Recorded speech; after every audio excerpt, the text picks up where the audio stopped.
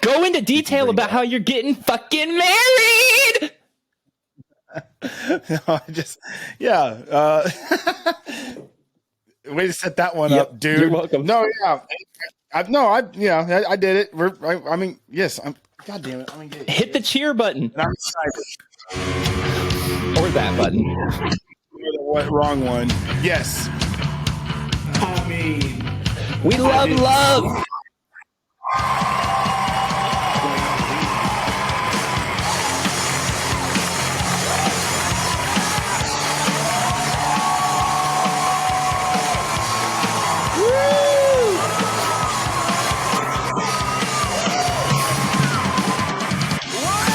Oh shit, wrong one. Hey everybody, welcome to another episode of I Didn't See It, But I Believe You. I'm Doug. I'm Joel, and this is episode 155. Six.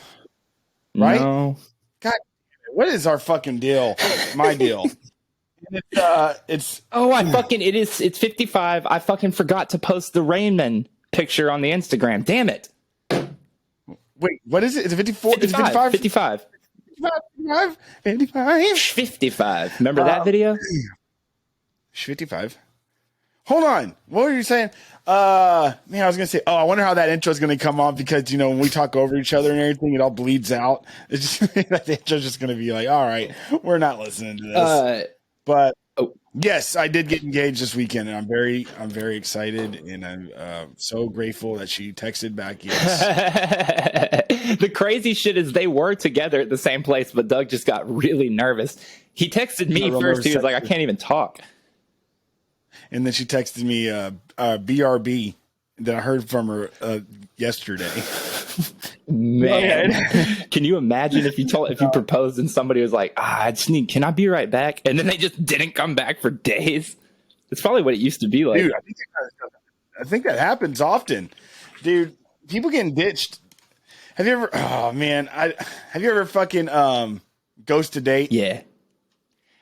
I have never done it. So let me clarify. I've never on the day of the date just disappeared and not shown up. When Tinder first started, I went on quite a few dates in Austin. And dude, I think everybody, it was pretty clear pretty fast that not every Tinder date was going to be successful, right? And so I was going on a bunch at the beginning that were just kind of whatever. And this one girl seemed so cool, man. And we had so much in common, and I picked her up, and it was basically a catfish. It was just a completely different person. And I was pretty fucking bummed, but I was trying to be nice because she was already in my car. So we went to Guero's and had dinner, and I was just in the middle of dinner, I pulled out my phone. I was like, oh my God, dude, I'm so sorry, but I'm going to have to jet really soon. And that was it. And I just bounced and never talked to her again. Have a good one. That's not even a good one. It's you should have just went to the bathroom and not come back. I didn't want to do that though. I felt like such a piece of shit even doing that because I know she knew she didn't look like her pictures. You have to know. There's no way you could be that different and not know. I can just see you at Guero's be like, do you know? Well, okay, do you know this you look like your in her picture? She had long ass blonde hair, and then when I picked her up, she had a pixie cut brunette hair. That was the start. And she could have cut her fucking hair that was and dyed the start. it. That was the start, and then everything down just got different. That's what, dude. Oh man, now that I'm engaged, that's what we should do. We should start doing social experiments and see how long I can stay engaged. I did it for 3.5 years.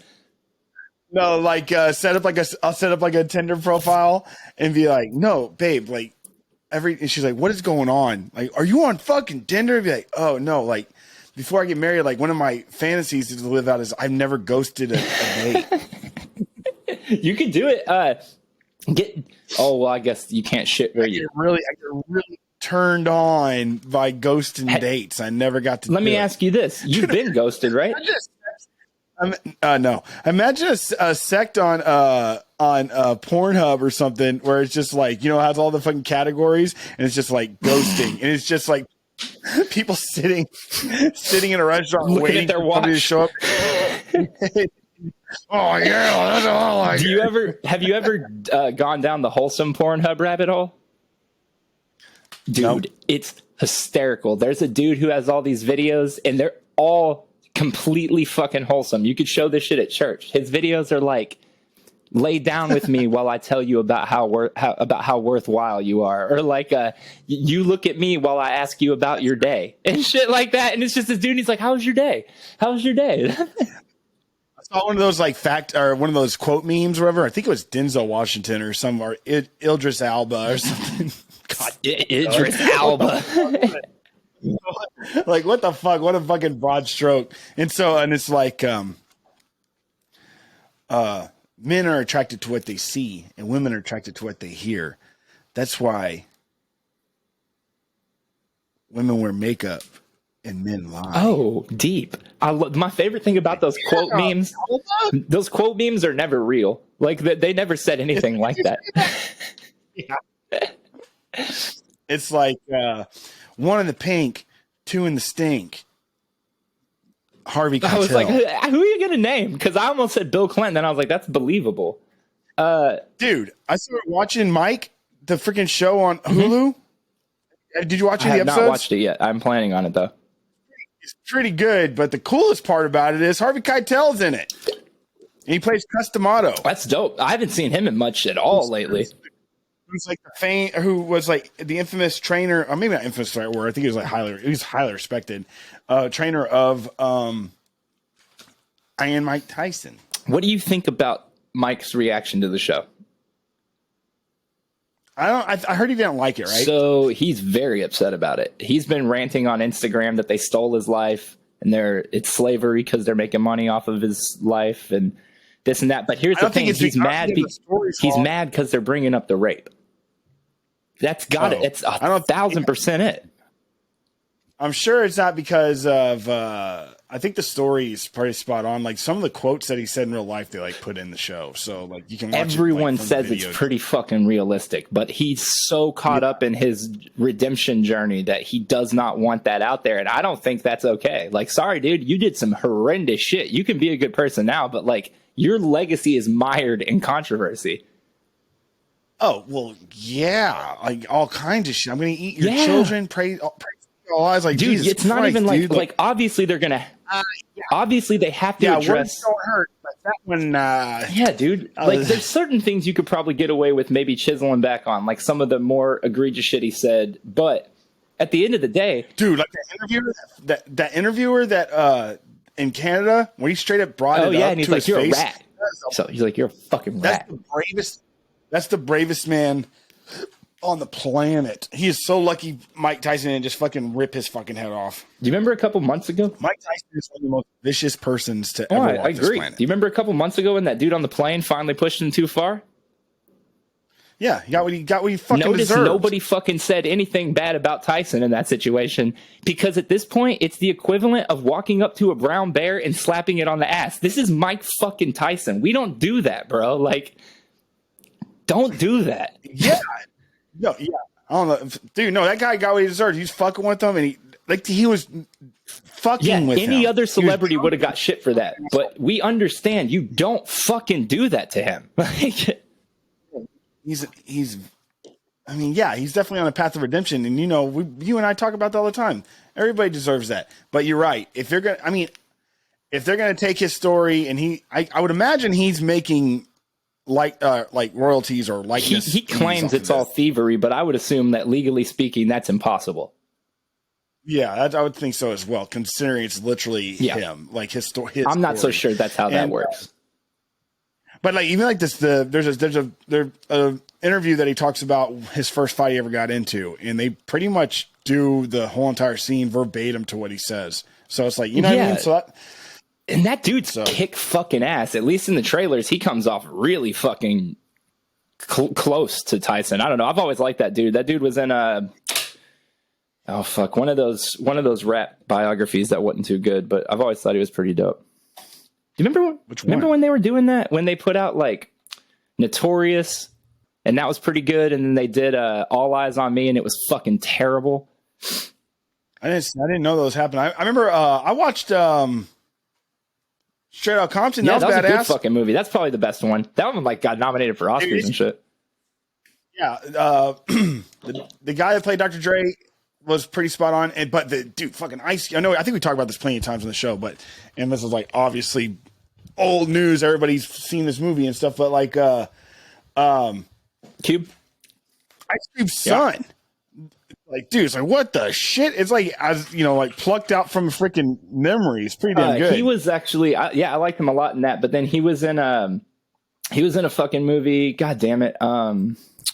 Maybe that Guy Ritchie movie, the Wrath of Man, something like that. Anyway, he was in some movie I just watched, and he fucking killed in that too. I liked him. Yeah. Remember that one time that you went to that counseling session, that group therapy session, and you just sat in the corner and you came on saying, "I'm horny." Yeah, that's crazy that you know about that. Yeah, well, I wasn't there. You just told me about it, and you come on going, "I'm horny," and they're just like, "Okay, we get it." And then like 3 of them left because you wouldn't stop saying it. We have a friend who had to take an alcohol awareness class, and he was allowed to bring a friend, and there was this night where you were supposed to bring a friend so they could see what you're going through or whatever. Alcohol awareness or alcohol anonymous? Awareness. It wasn't anonymous. It was. I've taken that class 2 or 3 times. I've never heard of this ever. There was parents there and brothers and sisters and then me. And I took a Xanax before we went. And I kept raising my hand and asking questions the whole time, being like, "Yeah, so is this like what happens?" And then our buddy's just like, "Dude, shut the fuck up." So I can't remember the guy's name. God damn it. I can find out his name. He's passed away now. I ended up like people that we know end up being like related to him in some weird way. So I can find out more about him. They told me so much about him, like just in his personal life, but he was just an old man. He's a big guy, tall. He's like had like a crew cut and glasses, and he talked like this. And he's like, "I never even had a sip of alcohol my entire life. I don't understand why you kids just keep on drinking your life away and just sitting in this room. You don't even need to be here." It's like he's just like, and we're all like, "This dude's not even fucking had alcohol." Like he doesn't like, And so like, because like when you go to alcohol awareness when you're a minor, this is obviously over 20 years ago. Sure. And in Texas. Like, yeah, I got my first MIP when I was 16. And I do not condone. I'm not saying like, ha. I'm just saying, if you're underage, don't drink. Don't get in trouble. It's not fucking worth it. Remember when? It was. Now that I'm older, and I think about all the shit I put my parents through, especially with like the trouble I got with the law. It's like, man, it's like, God bless. Like, I just could have been there's a lot of things, even in my young life, I had more control over than I admit to. Whatever. That's being a kid, though. Before you move on from that, to continue with this, though, our good friend R.I.P. Moffo, we got pulled over one time, and he was just a little firecracker, and he kept telling the cop, "Can I get my MIP? Can I get my fucking MIP so I can go?" His MIP is MIP. And then we got pulled over again, and he kept asking, "Can I get my click it?" Because he didn't have a seatbelt on. So he's like, "Can I get my click it?" Well, dude, no, MIPs, they take you to jail. I don't think he was aware. It was for cigarettes, though. You didn't go to jail for cigarettes. They just took them. Oh, yeah. They took me to jail every damn time. Cigarettes? It sucked. No, he was getting it for cigarettes.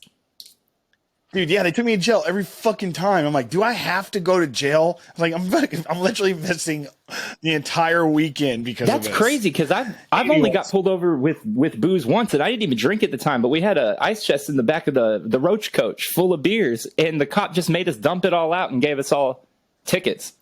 No. Damn, they hated your ass. Yeah, they took me to jail every time. Sucked. Fuck that. But anyways, well, I mean, also I'm a little bit older than you, so maybe like, they were like, "Dude, we've been doing this to that Doug kid for like 5 years, and it's made zero difference." Oh, dude, one time when I went to fucking jail, remember when they arrested me at that fucking reunion show we did in front of all those people? God, that was crazy, though. That literally was one of the coolest moments you've ever lived. Like, that was iconic, dog. You got dragged off stage in handcuffs. That's fucking dope. Dude, and then like, and I'm like, dude, I was like negotiating with them or trying to. I'm on the back. I'm on that car. I don't have a shirt on, and I'm like, there's like 200 people. Dude, yeah, outside. That was the August Burns Red or August whatever was headlining it. No, yeah, or maybe, yeah, they were. No, I don't know. Like, No, I don't think so. And so like, I don't even know if I was there. We all went after we watched the movie Alpha Dog. I was there. And I was like, I was handcuffed or whatever. And I'm like, look, I don't know if you just noticed this or not. I'll try to be so cool. I was like, well, you just literally took me off stage. I was about to, my band is like, it's a, you know, there are all these people here to see us, you know, like, I'm like, just go in there with me, let me play, and then take me to jail. And I almost had them like convinced, and finally like, no, and I'm finally like, so you're taking me to jail? They're like, yeah. And I'm like, they're taking me to jail. And everybody's all, ah! Just like going nuts. Dude, those days were the best, man. Dude, when they put me back in that cop car, I'm like, oh, dude, I'm surprised. Dude, they fucking, I don't want to say they roughed me up when we got to the elevator. You've been in the elevator at Victoria Jail.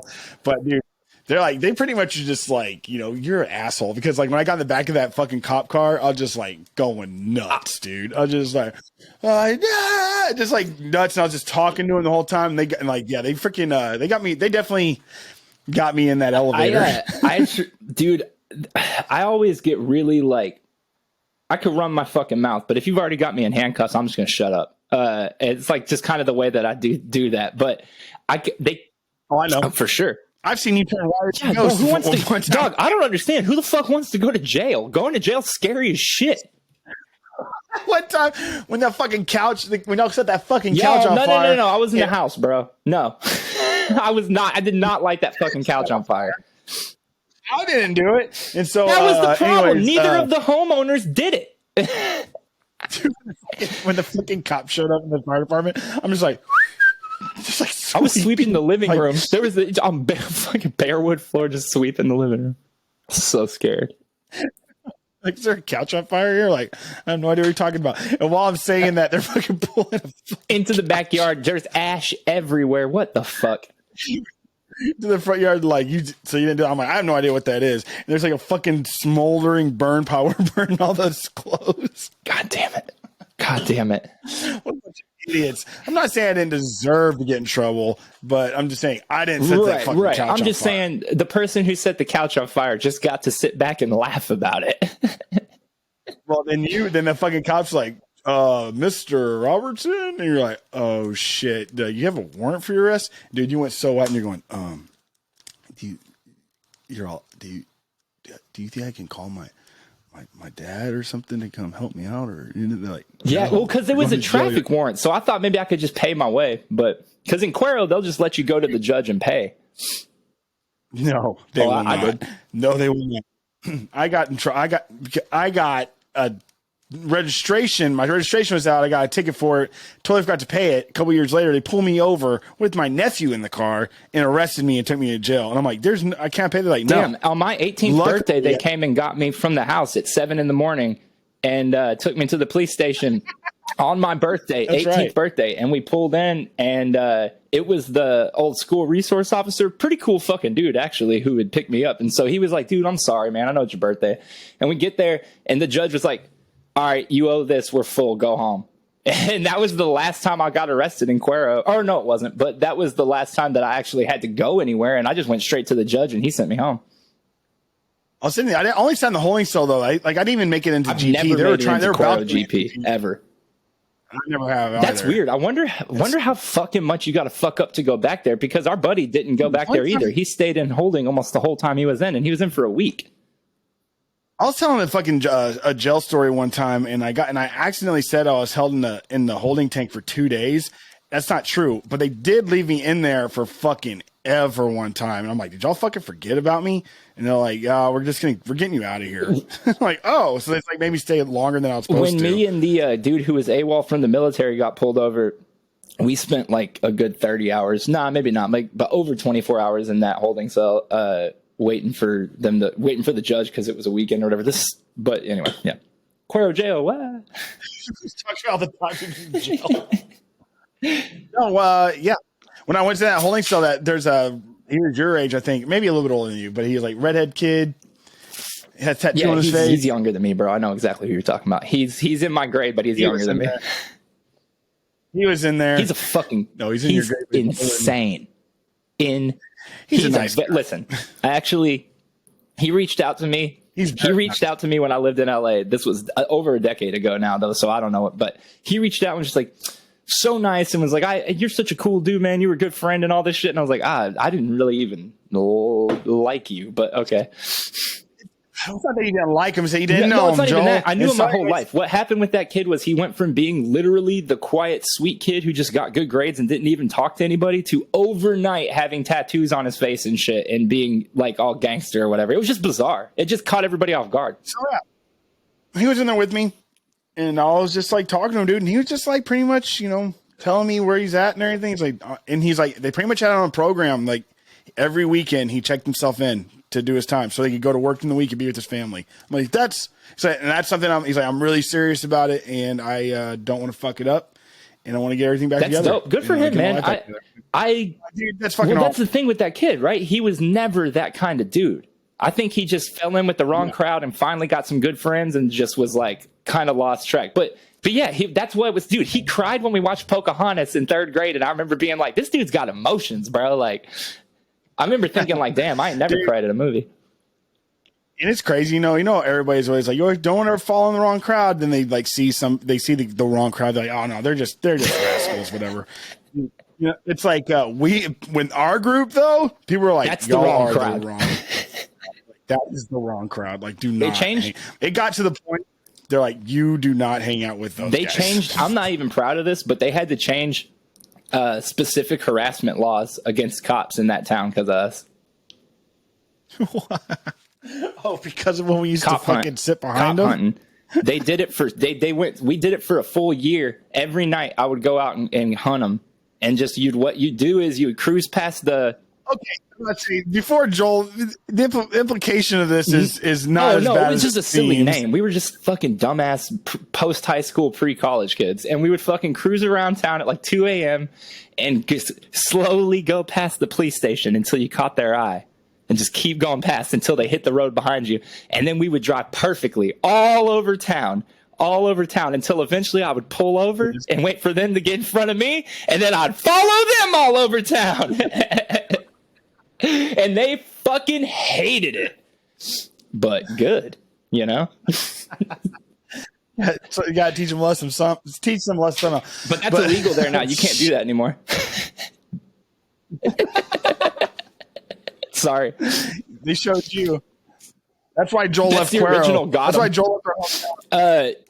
Dude, no, actually, that's funny that you say that because I got a phone call from the DA of Cuero when I was in LA, and he was like, they want to press harassment charges on this person, you, this person, and this person. And I was like, good luck.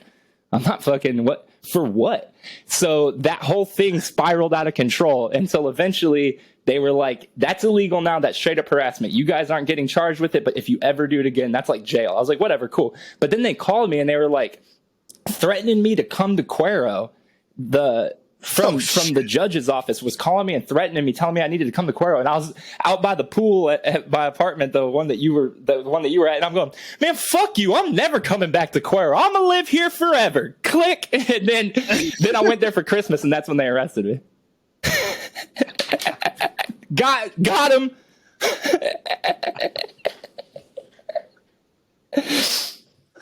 I'm gonna live here forever. Oh, I'll have money forever. Shit. I'll never have to worry about this again. I'll be happy forever. My life is on the right path. I'm going to be famous.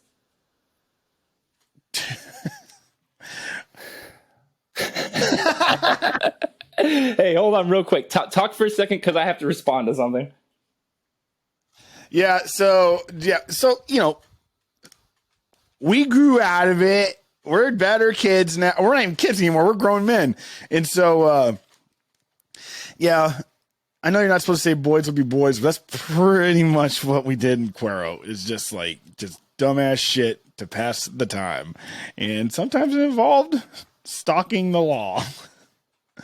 Legally. It was. Yeah. I used to talk a lot of shit in the jail and to the law and stuff like that, but I definitely grew out of that. I have no reason to be. Let me ask you this though. Considering I'm a family man. Now, like, why would Sure. I should probably be telling stories. I would hate, dude, if Lincoln started listening to these stories, like when he's 10 years old, he's like, oh shit, I can do that. I'm like, fuck no, you Bro, can't. I'm gonna be shocked if Lincoln has any interest in listening to this podcast ever. Would you listen to your dad's podcast? Like when I'm not saying now. I'm saying like when he's like 15, it's like, let's see what that dumbass show he's been doing all these years is about. He's like, oh, that's what Doug used to do with the cops. I guess I can do that. It's like, no, you can't. No, you cannot. Let me ask you this though: if you were to like, because I think about this often, I'll watch like Audit the Audit or like the JC or not the JCS, the Audit or the what's the other guy called? The guys who do the police audits or whatever. And then there's like the video that audits the people doing the audits to really say like if they're good or bad at what they do.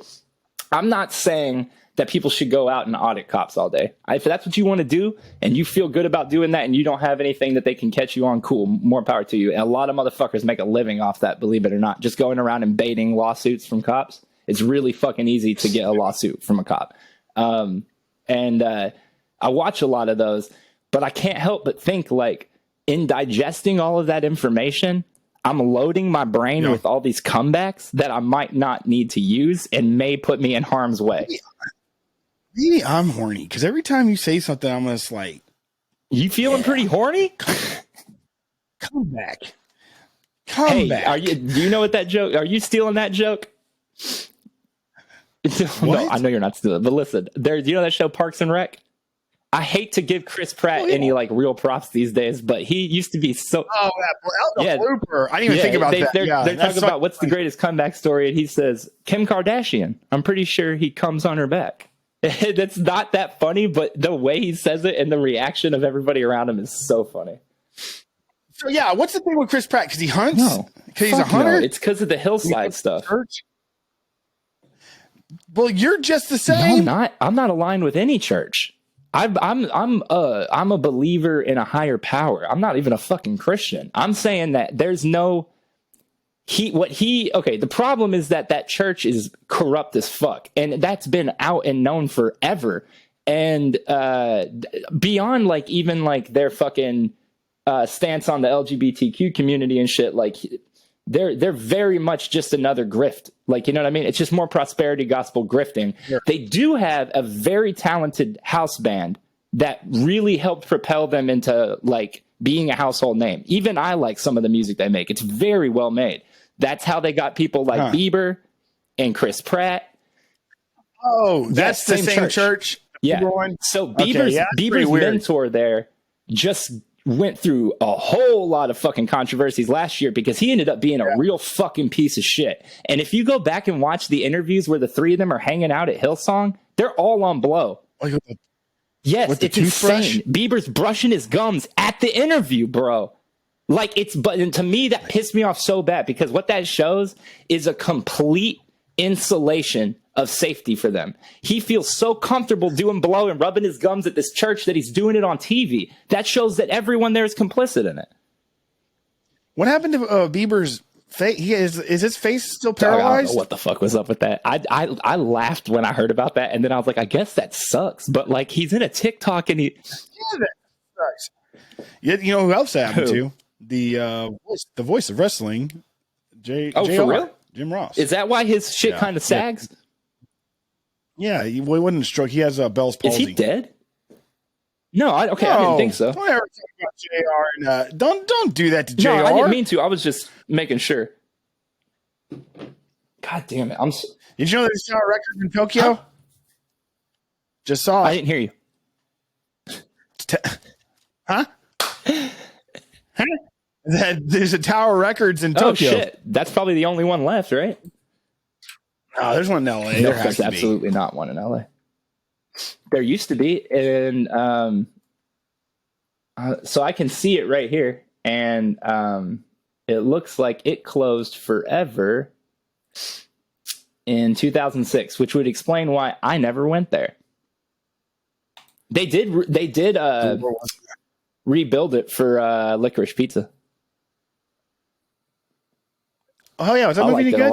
A lot of people didn't. Caroline kind of hated it. I thought it was good. There's no plot. It's just a slice of life, 70s slice of life. It's good. I mean, I think people had a big problem with it because the chick's like in her mid-20s and the dude's like 15. but They're kissing. Yeah, they kiss. They kiss. Where at? Back of a Volkswagen.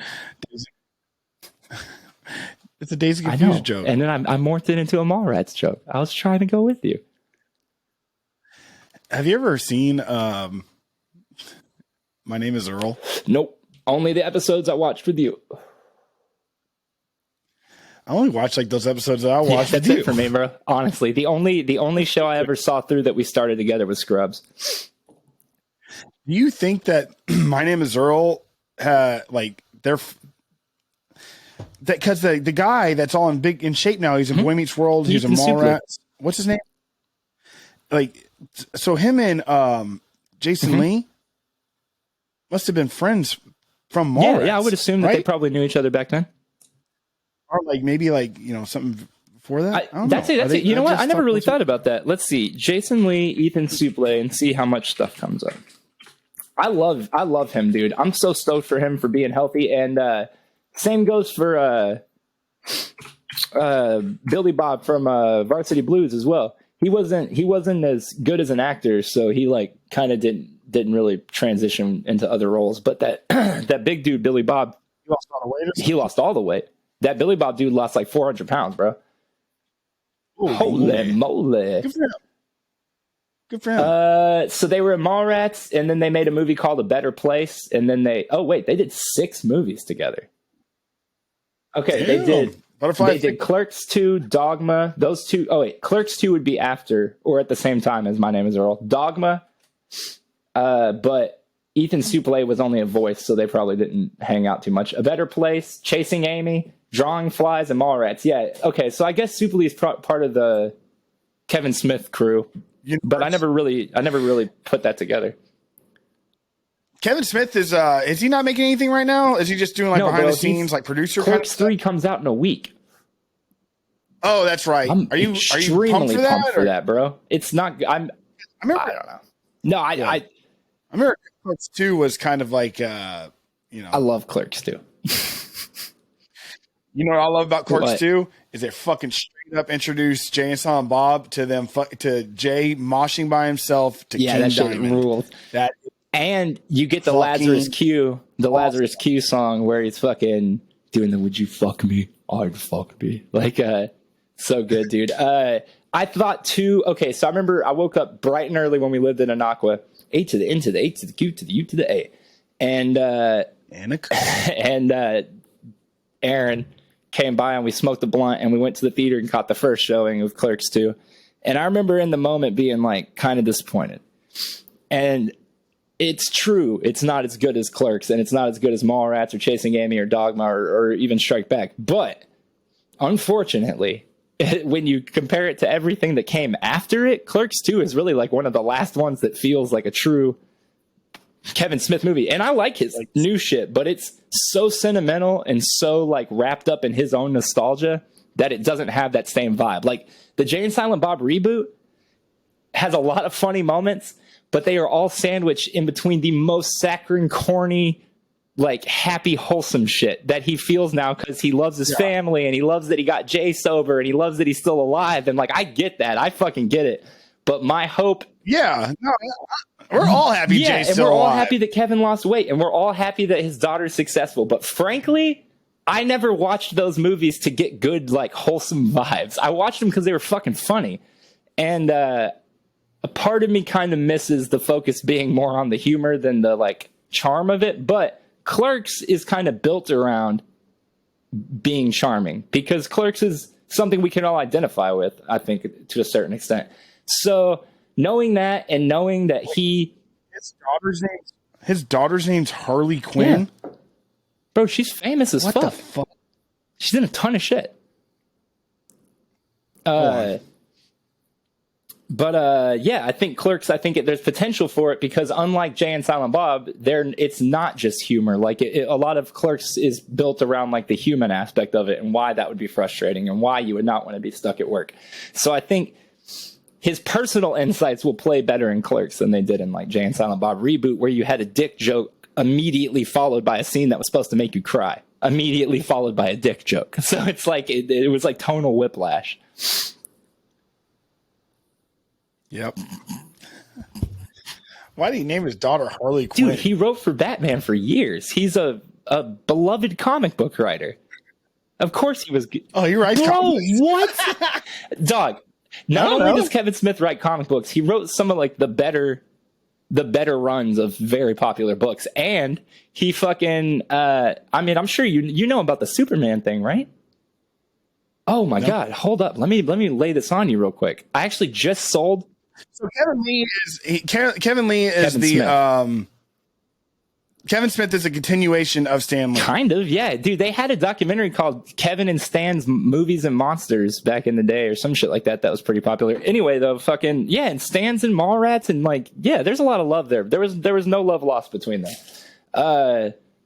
But in 95 or 96, after Mallrats, directly after Mallrats, somebody at Warner saw Mallrats, and there's that monologue where they talk about why Lois couldn't have Superman's baby.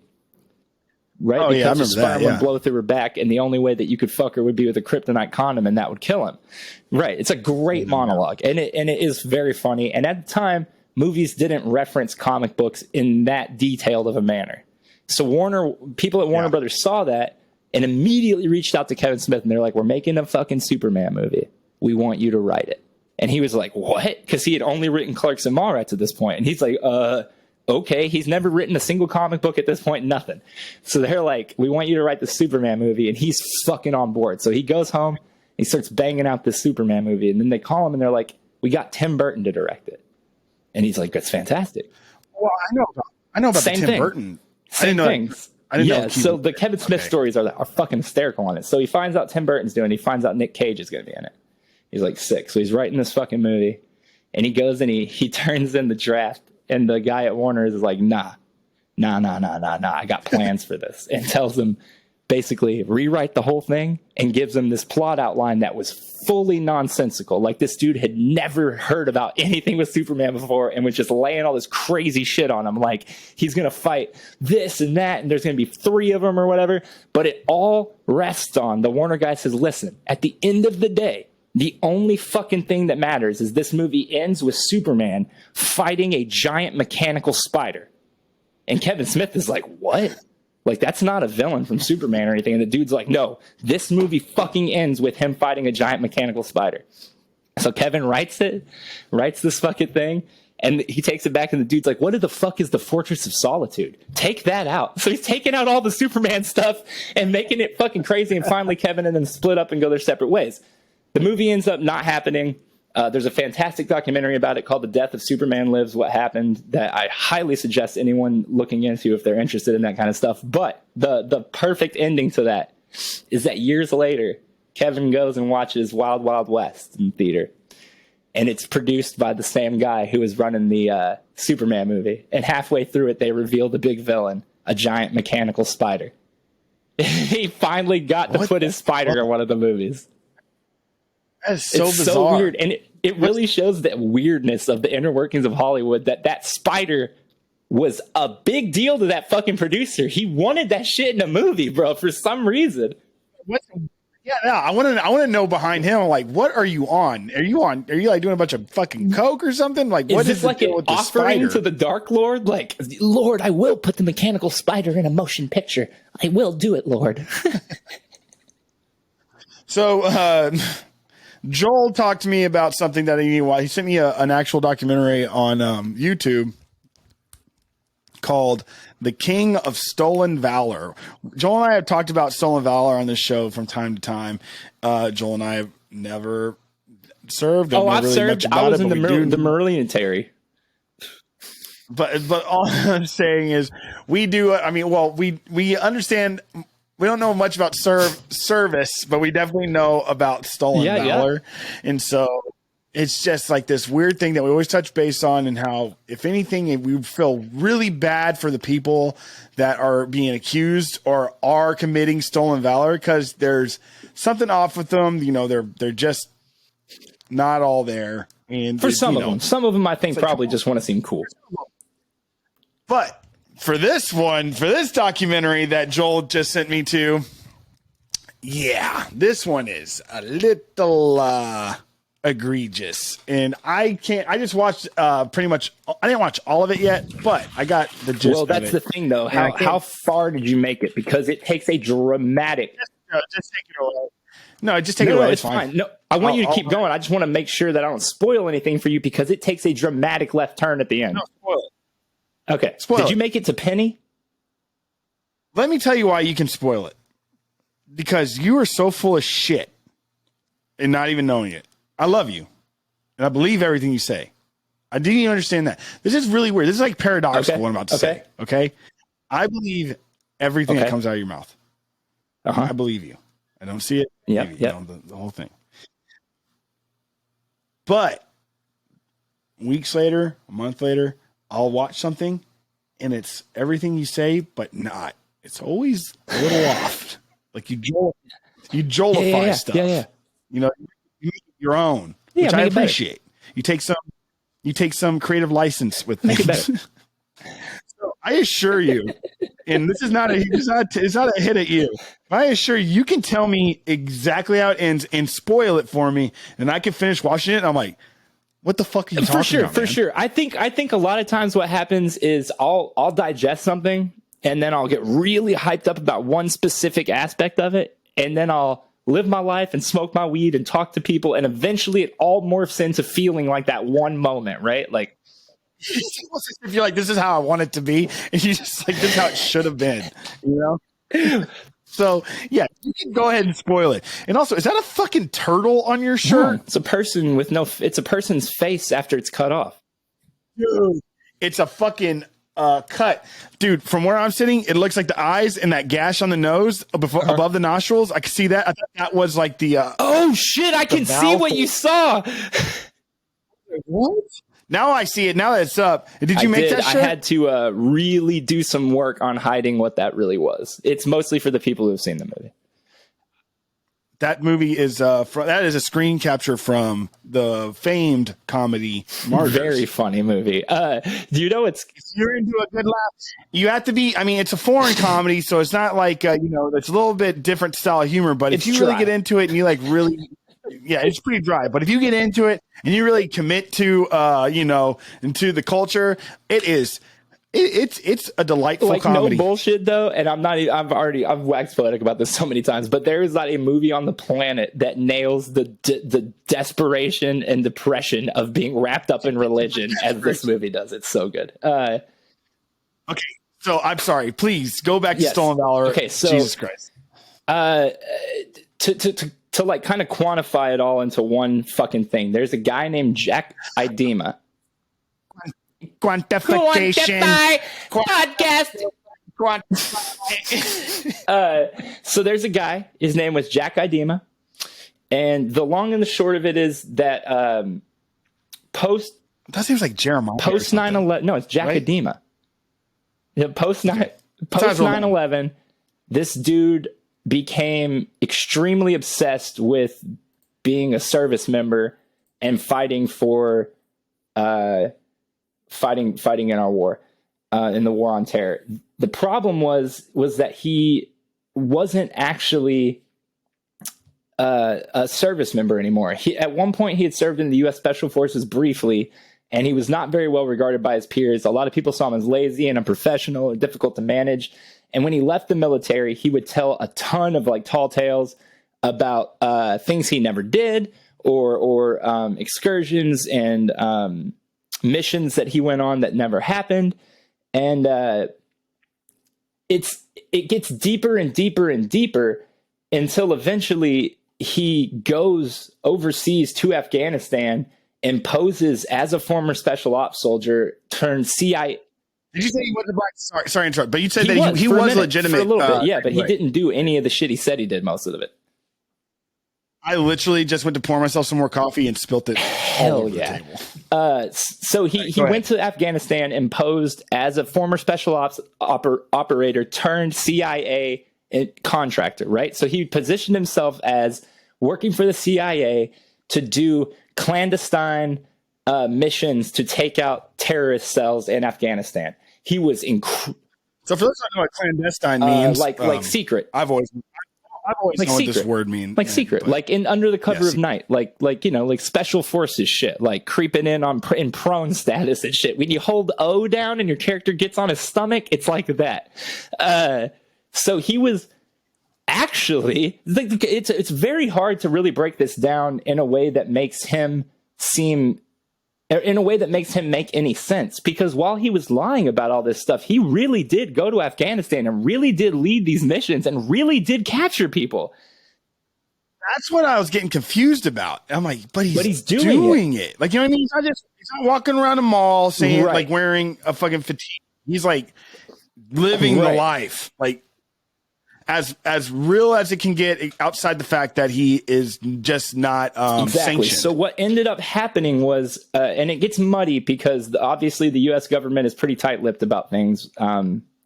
He claims that he worked with the DOD and the Pentagon, and they knew what he was doing, and he was a part of CIA contracting. From what I gathered, he convinced them, and they're just like, well, oh yeah, it's whatever. because From from what I could tell, it's because he often spoke with the secretaries. And so they would relay these messages.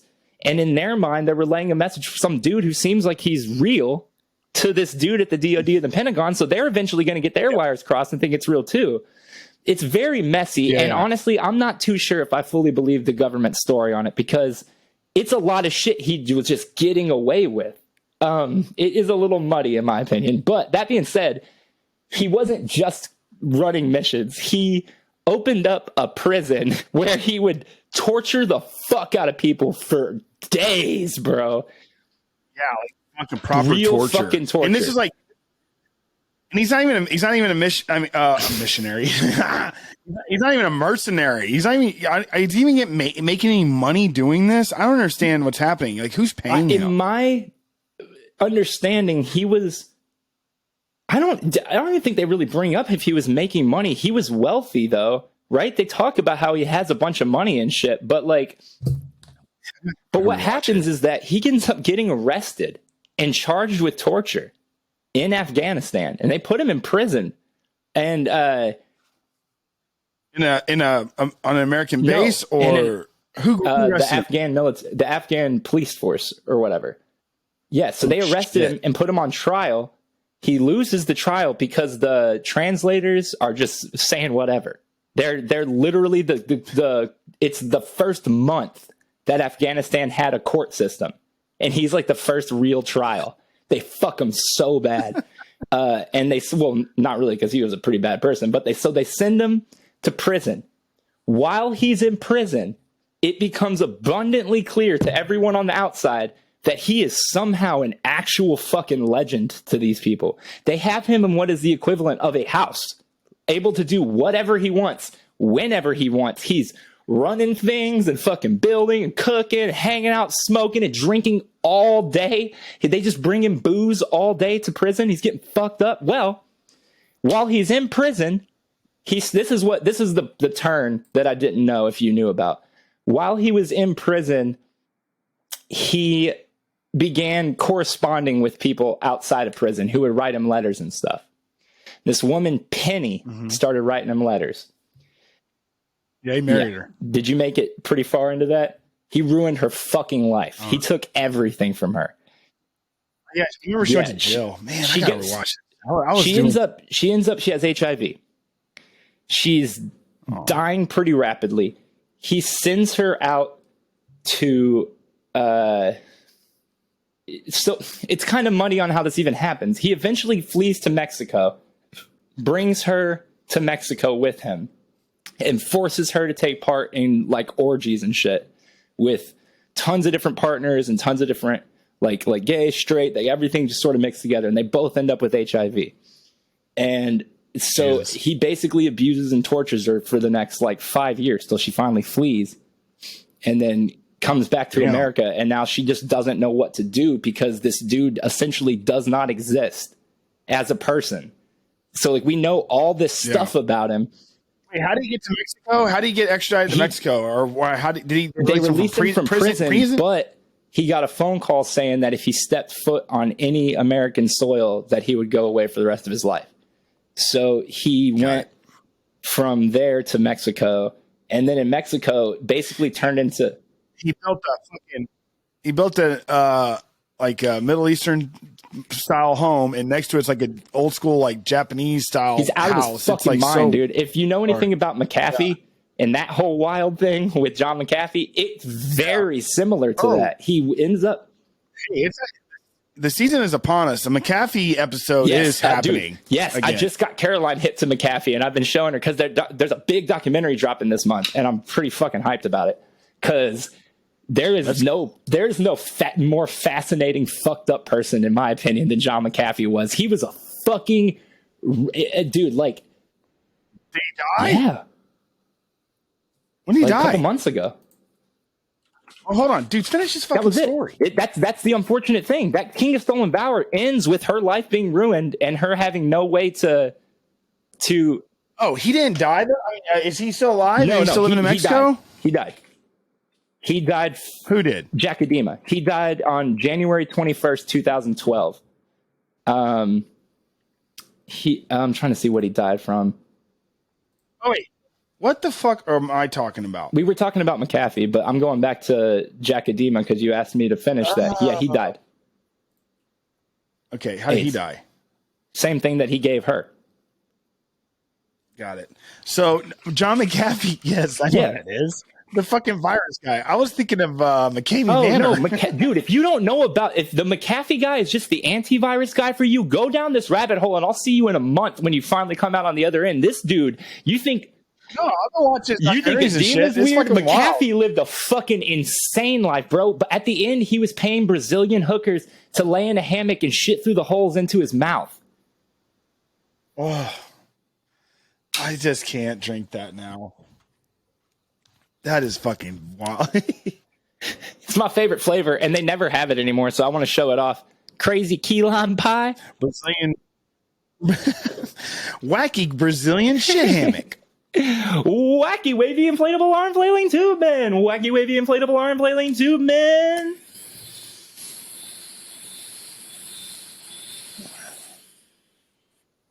Yeah, McAfee, same thing.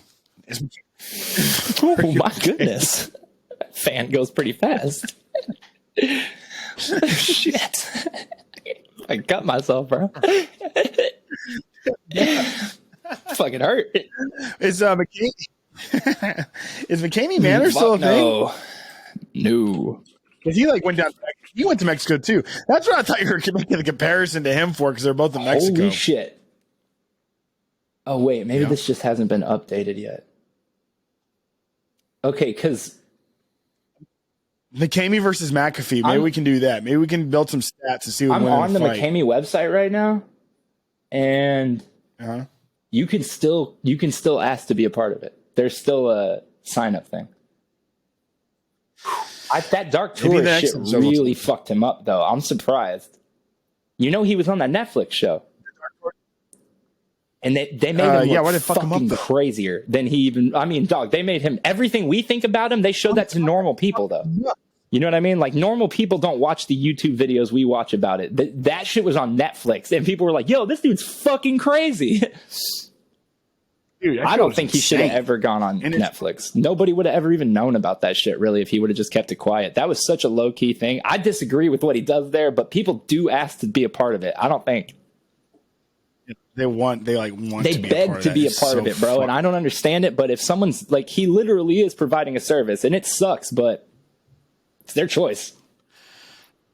I mean, you can't. I mean, Joel, if somebody's like, "Hey, I want to," you hear those stories about like guys like in the bathtubs or whatever, and they're like, "Fucking kill me slowly," you know what I mean, and feed me my own liver and stuff like that. Just because they said he wants you to do it, and you do it, you shouldn't. No, that's fair. That's definitely fair. I'm just saying, I don't think I'm going to take the stance of like he's a monster in that sense, but I do think he's fucked because he's got a family and shit that lives there, and his kids hear that shit all day and stuff. Those were the parts that were most disturbing to me. The way the kids are just like, "Yeah, we can hear him." Like, that's fucking crazy. Your dad's basically... Yeah, pretty fucking nutty. Everybody loves Rainman. Rainman. Oh, dude, you know what I'm going to do after this? I'm going to go pick up the Ninja Turtles Cowabunga collection for the PlayStation.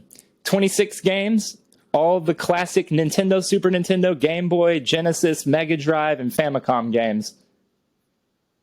Cowabunga, baby! $40, 26 games. Sounds like a pretty solid deal to me. Man, so you're making some good money at that new job. I Klarna'd it. It's $10. Well, it's not $10. It's more Today than it was. Oh, Today can was you $10. fucking imagine if that shit had existed when I was in high school? My motto used to be, you're too busy thinking about the future. You need to think about right now. I would have been fucked. Dude, no, yeah. But that doesn't go to your credit. I mean, the thing about things like that, no, listen to me. It doesn't value your credit. It just destroys it. If you don't make payment, it will fucking also attack really your credit. helps your credit. I've raised my credit score by 100 points since I started using them. Yes. No. Yes. No. Yes. No. Yes. No. It does not your credit score. I'm so excited you said this. We're not leaving until we get this figured out. That's wrong, by the way. I also report my credit now. A new thing you can do is you can report your rent payments to your credit, and that also builds it back up. I've been doing that for 2 years.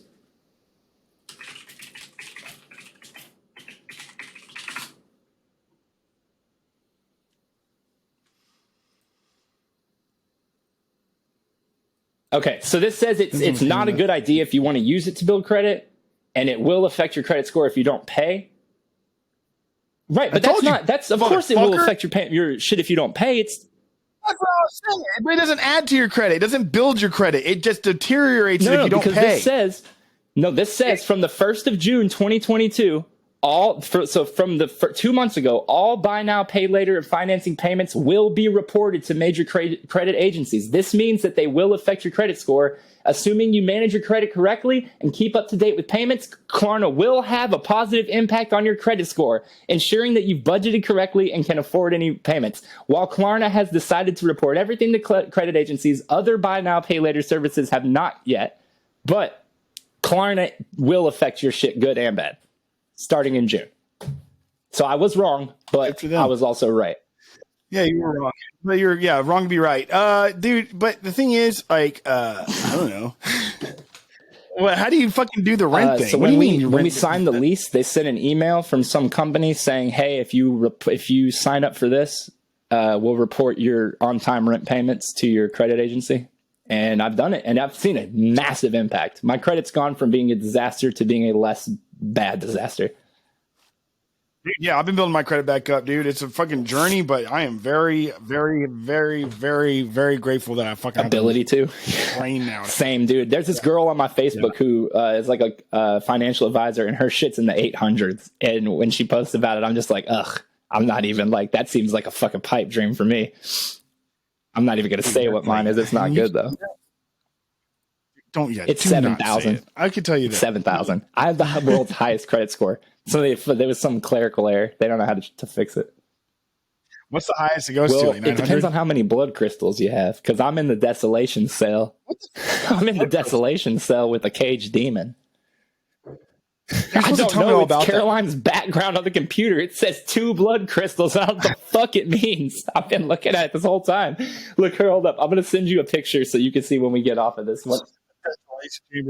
And dude, we need to get this figured out so we can start getting the freaking screen sharing. Email back the up devs again. today. And then, devs, fix this. Fix this, please. Fix this. Bless this mess, devs. Hey, y'all have a there's something wrong. Again, y'all have a watermark on our videos. You have something wrong. You need to pay. Like, well, listen here, motherfucker. You need to give us your money. Well, I was like, well, y'all still don't give us everything that you said you're going to give us. It's not really fair. Oh, shit. Well, thanks for listening to another episode, everybody, boys and girls. Oh, yeah. And please do us a favor and click right here to subscribe to our channel. Watch last week's episode. Where Joel is. And listen to us on Apple Podcasts, Google Podcasts. I'll get all this down one day. Stitcher. And 5-star reviews are really helping us out. And yeah. Bye. Bye, Joel.